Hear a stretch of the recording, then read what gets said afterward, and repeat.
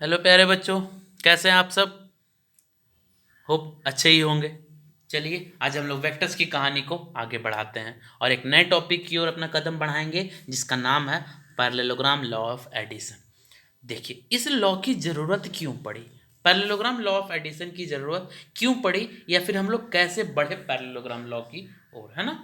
चलिए इसको समझते हैं। मैं एक फिगर ड्रॉ करता हूँ, ठीक है। देखिए जैसा आपको पता था, हमने ट्रायंगल लॉ की डिस्कशन की, तो ट्रायंगल लॉ में हमको ये पता है कि sir according to triangle law अगर किसी वेक्टर, दो वेक्टर में किसी एक वेक्टर का हेड दूसरे वेक्टर के टेल को ज्वाइन कर रहा हो, किसी एक वेक्टर का हेड दूसरे वेक्टर के टेल को ज्वाइन कर रहा हो, तो वो वेक्टर जो फर्स्ट वाले के टेल से सेकंड वाले के हेड को ज्वाइन करता है वही क्या कहलाता है, सम ऑफ द वेक्टर्स। ये मैंने बताया था आपको, ये वेक्टर ए ये वेक्टर बी, तो फिर हमने आपको ये बताया था कि that will be vector A plus vector B, और जिसको हम लोग रिजल्टेंट वेक्टर बोलते हैं। ये चीज़ें मैंने आपको बताई थी और ये हमने पिछले क्लास में पढ़ा था, है ना। आप लेक्चर में देख सकते हैं। अब सवाल ये आता है कि अगर मैं इस रिजल्टेंट वेक्टर के मैग्नीट्यूड की बात करूं, what will be its magnitude sir जी, है ना। व्हाट अबाउट इट्स मैग्नीट्यूड, तो फिर सर मुझे वेक्टर्स के बीच का एंगल चाहिए होगा। अरे वेक्टर्स के बीच का क्या चाहिए होगा, एंगल चाहिए होगा। तो सर ठीक है, ले लो फिर वेक्टर्स के बीच का एंगल। तो सर उसके लिए वेक्टर्स की टेल को मिलाना होगा। ओ तो फिर कर लो, चलो अगर आप वेक्टर्स के टेल को मिलाना चाहते हो तो मिला लो। चलिए बच्चों, तो वेक्टर्स के टेल को मिलाते हैं।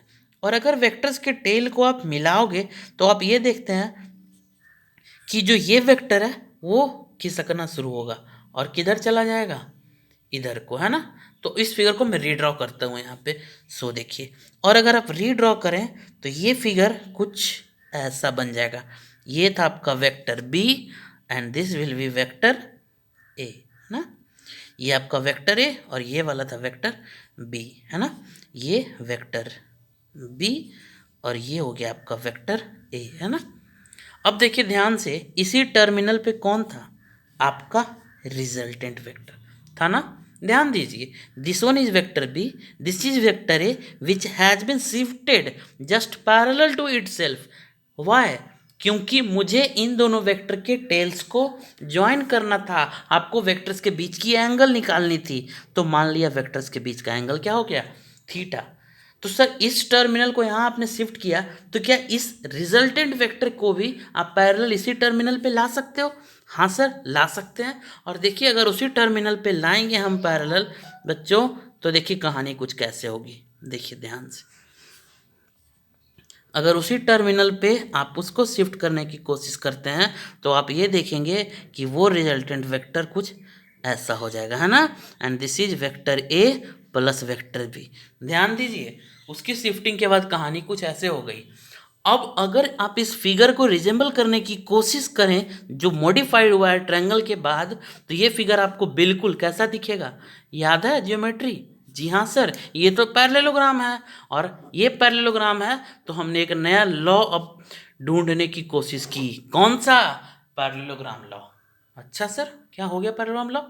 तो देखिए ना, अगर पैरेललोग्राम लॉ देखते हैं तो पैरेललोग्राम लॉ के हिसाब से जो पैरेललोग्राम बना उसके दोनों एडजेसेंट साइड्स किसको रिप्रेजेंट कर रहे हैं, वेक्टर्स को। किसको रिप्रेजेंट कर रहे हैं, वेक्टर्स को। और इसका जो डायगोनल हो गया वो डायगोनल किसको रिप्रेजेंट कर रहा है, तो सर रिजल्टेंट को। डायगोनल किसको रिप्रेजेंट कर रहा है बच्चों, तो रिजल्टेंट को। अच्छा सर, मतलब अब लॉ तो बन रहा है ना, कैसा बन रहा है कि if two vectors are joined by their tails, if two vectors are joined by their tails, अगर दो वेक्टर को टेल टू टेल ज्वाइन कर दें, देन तब इफ कंसीडरिंग दीज टू, इन दोनों को किसी पैरेललोग्राम का एडजेसेंट साइड कंसीडर करते हुए एक पैरेललोग्राम ड्रॉ किया जाए, तो उस पैरेललोग्राम का जो डायगोनल होगा वो उन दोनों वेक्टर्स के रिजल्टेंट को बतलाएगा। Is that clear. मीन्स आप ऐसा बता सकते हैं कि अगर किसी भी दो वेक्टर्स को टेल टू टेल ज्वाइन किया जाए तो उन दोनों वेक्टर्स को किसी पैरेललोग्राम का एडजेसेंट साइड मानते हुए उसी टर्मिनल से जो डायगोनल होगा वो उन दोनों वेक्टर्स का सम होगा। अच्छा सर, वेरी गुड, बिल्कुल, वो उन दोनों वेक्टर्स का क्या होगा, सम होगा, है ना। तो ये आपको पैरेललोग्राम लॉ की कहानी हुई, और इसको लैंग्वेज में हम लोग कैसे लिखेंगे वो मैं डिक्टेट किया आपको, आप उसको वैसे लिख सकते हैं। पैरेललोग्राम लॉ को 2-3 तरीके से मैं लिख सकता हूँ, मतलब बिल्कुल सेम होगा, है ना, हर केस में। पहला तो मैंने आपको बता दिया। दूसरा आप ऐसे भी कर सकते हैं कि अगर किसी पैरेललोग्राम का दो एडजेसेंट साइड्स दो वेक्टर को रिप्रेजेंट करता है तो उस पैरेललोग्राम का डायगोनल, है ना, उन दोनों वेक्टर्स के सम को रिप्रेजेंट करेगा, है ना। आप अगर पैरेललोग्राम लॉ से किसी भी दो वेक्टर को जोड़ना चाहते हो तो आपको उन दोनों वेक्टर्स को पैरेललोग्राम की एडजेसेंट साइड्स पे प्लेस करके कंसीडर करना होगा, और फिर उसी टर्मिनल से, उसी वर्टेक्स से आपका जो डायगोनल निकलेगा वो उन दोनों का क्या होगा सर, रिजल्टेंट होगा। वेरी गुड, वो उन दोनों का क्या होगा, रिजल्टेंट होगा। इसको लैंग्वेज के रूप में लिख दूं मैं, ठीक है ना। लिखते हैं कि इफ टू वेक्टर्स आर, है ना,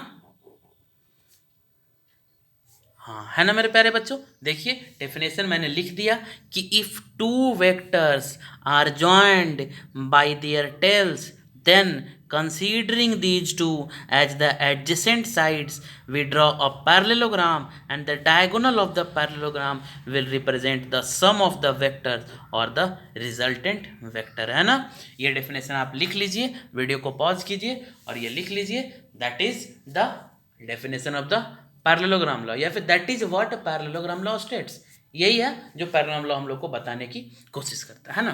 ये तो होगी पैरेललोग्राम लॉ की कहानी, है ना। इसको आप दूसरे रूप में भी कर सकते हैं कि पैरेललोग्राम लॉ के अकॉर्डिंग अगर किसी पैरेललोग्राम का दो एडजेसेंट साइड्स किसी वेक्टर को रिप्रेजेंट कर रहा हो तो फिर जो डायगोनल होगा उसी वर्टेक्स से, एडजेसेंट साइड वाले वर्टेक्स से, तो वो दोनों वेक्टर्स के रिजल्टेंट वेक्टर को रिप्रेजेंट करेगा, है ना, फिगर के रूप में। ये आपका है, आप इसको बना सकते हो। ट्रायंगल लॉ से हमने पैरेललोग्राम लॉ में कैसे स्विच किया ये कहानी मैंने आपको बता दी, है ना। चलिए अब देखते हैं कि हम लोग रिजल्टेंट वेक्टर का मैग्नीट्यूड और डायरेक्शन कैसे निकालेंगे, है ना। चलिए बच्चों आते हैं उस कहानी पे। हाँ बच्चों, तो calculating the magnitude of resultant vector, है ना, रिजल्टेंट वेक्टर के मैग्नीट्यूड को निकालने की कोशिश करते हैं, है ना। तो सबसे पहले जो कहानी दिख रही है आपको एक फिगर के रूप में रिप्रेजेंट किया है मैंने, इसको समझने की कोशिश करते हैं। अगर आप इसको समझ गए तो इसका डेरिवेशन काफ़ी आसान होगा। सबसे पहले आपके पास दो वेक्टर्स थे, एक था OP, है ना, और दूसरा था OQ। OP किसको रिप्रेजेंट कर रहा था, तो वेक्टर बी को, किसको, वेक्टर बी को, है ना। OQ किसको रिप्रेजेंट कर रहा है, वेक्टर ए को। OQ किसको रिप्रेजेंट कर रहा है बच्चों, वेक्टर ए को, ठीक है ना। अब वेक्टर बी और वेक्टर ए आपको मिल गया, तो अब देखिए ये पैरेललोग्राम के एडजेसेंट साइड्स पे मैंने वेक्टर रिप्रेजेंट किया, है ना। तो अब देखिए इस पैरेललोग्राम का जो डायगोनल होगा OR, कौन, OR, ये रिजल्टेंट वेक्टर है, वेक्टर आर, जिसको आप A+B भी कह सकते हैं, ये रिजल्टेंट वेक्टर है। तो अगर इस रिजल्टेंट वेक्टर का मैग्नीट्यूड आपको निकालना है तो आप कहिए कि सर डायरेक्ट इस डायगोनल की जो लंबाई होगी, इस डायगोनल का जो लेंथ होगा वही इस रिजल्टेंट वेक्टर का मैग्नीट्यूड होगा।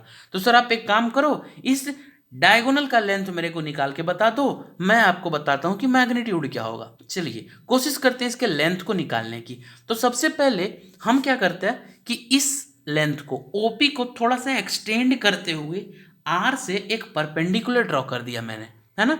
सर ऐसा क्यों किया, अगर ये परपेंडिकुलर ड्रॉ करते हो बच्चों तो आप ध्यान दीजिए कि OSR एक राइट एंगल ट्रायंगल बन जाएगा। क्या बन जाएगा, राइट एंगल ट्रायंगल बन जाएगा, और उसमें आप पाइथागोरस थ्योरम लगा के इस साइड का निकाल सकते हो, है ना। हाँ सर अब तो समझ में आ रहा है, चलिए वेरी गुड, समझ में आ रहा है तो कोशिश करते हैं निकालने की।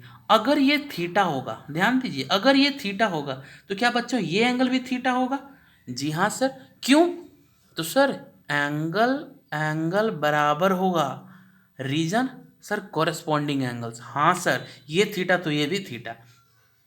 अब अगर ये थीटा है, ये अगर वेक्टर ए है, इसकी मैग्नीट्यूड ए थी, तो ये भी क्या होगा, ए लेंथ का। और ऐसे भी पैरेललोग्राम के ऑपोजिट साइड्स का लेंथ क्या होता है बच्चों, बराबर।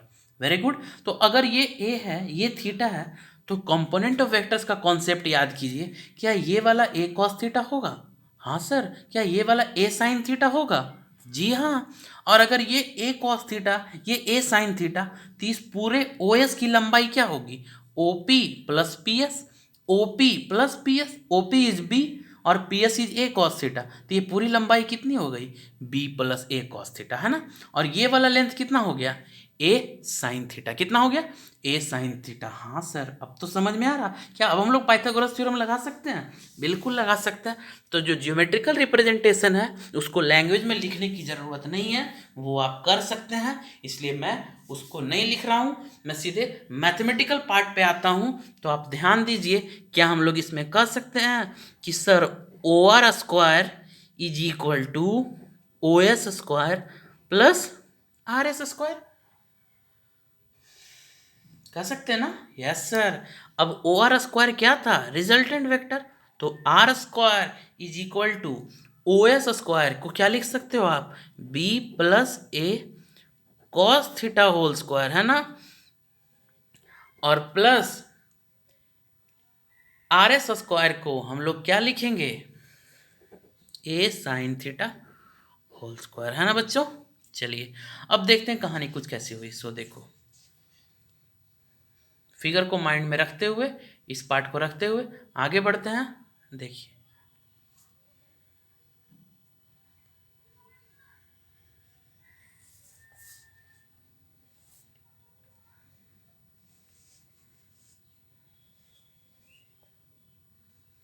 हाँ प्यारे बच्चों, अब कैलकुलेशन को आगे बढ़ाते हैं। चलिए ठीक है ना।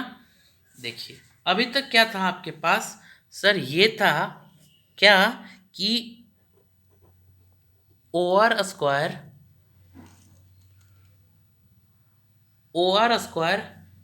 वॉज इक्वल टू, हाँ बच्चों, तो देखिए क्या था कि O R square is equal to O S square plus R S square, Pythagoras theorem उस फिगर के अकॉर्डिंग, है ना, ऊपर वाले फिगर के according. Then R square is equal to A cos theta plus B to the whole square plus A sine theta to the whole square, जिसका जो length था वो मैंने लिख दिया, है ना। अब देखिए इसको एक्सपैंड करते हैं, R square equals A square plus B square plus two A B, A plus B to the whole square पे तोड़ दिया, plus A square sine square theta. R square equals, इन दोनों पार्ट में आपको ए स्क्वायर कॉमन दिख रहा है, ए स्क्वायर कॉमन ले लिया, क्या आ गया ब्रैकेट में, cos square plus sine square theta plus B square plus two A B cos theta. अब cos square plus sine square theta की वैल्यू क्या होती है सर जी, 1। तो क्या हो गया, R square equals A square, वो तो 1 हो गया, plus B square plus two A B cos theta, है ना। ये किसकी वैल्यू, आर स्क्वायर की वैल्यू। तो आप आर को क्या ले सकते हो, under root A square plus B square plus two A B cos theta ले सकते हो ना। जहाँ पे एक बात बताओ, जो आर था वो क्या था, रिजल्टेंट वेक्टर का मैग्नीट्यूड, हाँ सर। ए था वो क्या था, वेक्टर ए का मैग्नीट्यूड। बी था वो क्या था, वेक्टर बी का मैग्नीट्यूड, है ना। और जो थीटा था वो एंगल था किसके बीच, वेक्टर ए और वेक्टर बी के बीच। तो क्या अगर ये सारी चीज़ें पता होगी तो हम आर का मैग्नीट्यूड नहीं निकाल सकते, निकल तो सकता है। तो अपने को रिजल्टेंट वेक्टर का मैग्नीट्यूड मिल गया कि नहीं, पैरेललोग्राम लॉ से, बिल्कुल। बस आपको ये याद रखना है कि अगर वेक्टर आर बराबर vector A plus vector B हो, तो जो मॉड ऑफ आर होगा वो क्या होगा sir, under root A square plus B square plus two A B cos theta. Similarly अगर वेक्टर आर बराबर vector A minus vector B हो, तो उस केस में मॉड ऑफ आर जो होगा उसकी वैल्यू क्या हो जाएगी, under root A square plus B square minus two A B cos theta. That's not a big deal, एकदम सिंपल है ना। आपको बस क्या करना है कि अगर a प्लस बी का रिजल्टेंट है तो A square plus B square plus 2ab cos theta, और a माइनस बी का रिजल्टेंट है तो that will be A square plus B square minus 2ab cos theta, है ना। बस फॉर्मूला आपको सेम लगाना है, ठीक है ना। जहाँ पे a और b क्या होगा, दोनों वेक्टर्स के मैग्नीट्यूड होंगे, और थीटा क्या होगा, दोनों वेक्टर्स के बीच का एंगल होगा, और ये दोनों का मैग्नीट्यूड हम लोग क्या लेंगे, a और b, है ना। ये सिंपल है, यहाँ तक आपने समझ लिया। अब सर ये तो मैग्नीट्यूड हो गया, लेंथ हो गया, है ना, लेकिन आप उसका डायरेक्शन जब निकालना चाहते हैं तो सर डायरेक्शन कैसे निकालेंगे। तो चलिए देखते हैं इस फिगर में। डायरेक्शन के लिए मैंने आपको क्या कहा था कि सर स्लोप निकाल दो, और स्लोप का मतलब tan थीटा निकाल दो, है ना। तो tan थीटा किसका, जो वेक्टर बना रहा है हॉरिजॉन्टल के साथ, तो वेक्टर थीटा थोड़ी बना रहा है, ये बना रहा है अल्फा, है ना। तो उसका डायरेक्शन निकालने के लिए आप किसकी वैल्यू निकाल दो, tan अल्फा की। और tan अल्फा की वैल्यू क्या हो जाएगी बताओ तो सर, p/b। p कौन है सर, rs, b कौन है, os, rs/os, है ना। चलिए, तो tan alpha is equal to क्या हो जाएगा, rs की value sir a sine theta, os की value sir b plus a cos theta, है ना। तो अल्फा की वैल्यू क्या हो जाएगी, तो सर अल्फा की वैल्यू हम लोग ले लेंगे tan inverse a sine theta by b plus a cos theta, है ना। तो ये आपको हो जाएगा उस रिजल्टेंट वेक्टर का डायरेक्शन, है ना। सिंपल है। ओ समझ में आया ना सर, हाँ सर अब समझ में आ गया कि जो रिजल्टेंट वेक्टर होगा उसके मैग्नीट्यूड की वैल्यू होगी A square plus B square plus 2ab cos theta, और जो उसका डायरेक्शन होगा वो tan inverse a sine theta by b plus a cos theta हो जाएगा। ये सिंपल है ना। अगर मान लिए वेक्टर्स p और q रहेंगे तो b square plus q square plus 2pq cos theta, vectors मान लिए r और s रहेंगे तो r square plus s square plus 2rs cos theta, है ना। ये फिगर आप बना लीजिए, डेरिवेशन आप लैंग्वेज पार्ट में खुद से नोट में कर लेंगे। जो ज्योमेट्रिकल रिप्रेजेंटेशन का एक्सप्लेनेशन है उसको आप लैंग्वेज के रूप में अपनी कॉपी में लिख लेंगे, है ना, और पूरा कंप्लीट डेरिवेशन करेंगे। अब यहाँ से कुछ न्यूमेरिकल्स हम लोग बनाएंगे बच्चों, है ना। तो अगले लेक्चर में मैं आपको ढेर सारा न्यूमेरिकल्स इस पे बनाने के लिए भी दूंगा होमवर्क में, और कुछ न्यूमेरिकल्स हम लोग लेक्चर में सॉल्व करेंगे जो अच्छा होगा, है ना। इसको बनाने का मैं दोनों तरीका आपको बताऊंगा। ट्रायंगल लॉ यूज करते हुए भी कुछ न्यूमेरिकल्स हम लोग बनाएंगे, और पैरेललोग्राम लॉ यूज करते हुए हम लोग कुछ न्यूमेरिकल्स बनाएंगे, है ना। तो होप यहाँ तक आप समझे हों, है ना। अगर समझ में आया तो कमेंट सेक्शन में ज़रूर बताएं कि आप समझ रहे हैं लेक्चर या नहीं समझ रहे हैं। अगर कोई दिक्कत हो तो आप कमेंट सेक्शन में पूछिए। पिछले लेक्चर में भी मैंने आपको अपना व्हाट्सअप नंबर दिया था, इस लेक्चर में मैं अपना व्हाट्सअप नंबर यहाँ लिख दे रहा हूँ। आपको कोई दिक्कत हो आप मेरे से तुरंत पूछ सकते हो, चाहे वो कमेंट सेक्शन हो या फिर मेरे से व्हाट्सएप पे पूछना चाहते हो, तो मैं हमेशा आपके लिए हाजिर हूँ। मिलते हैं हम लोग अगले लेक्चर में, तब तक के लिए गुड बाय।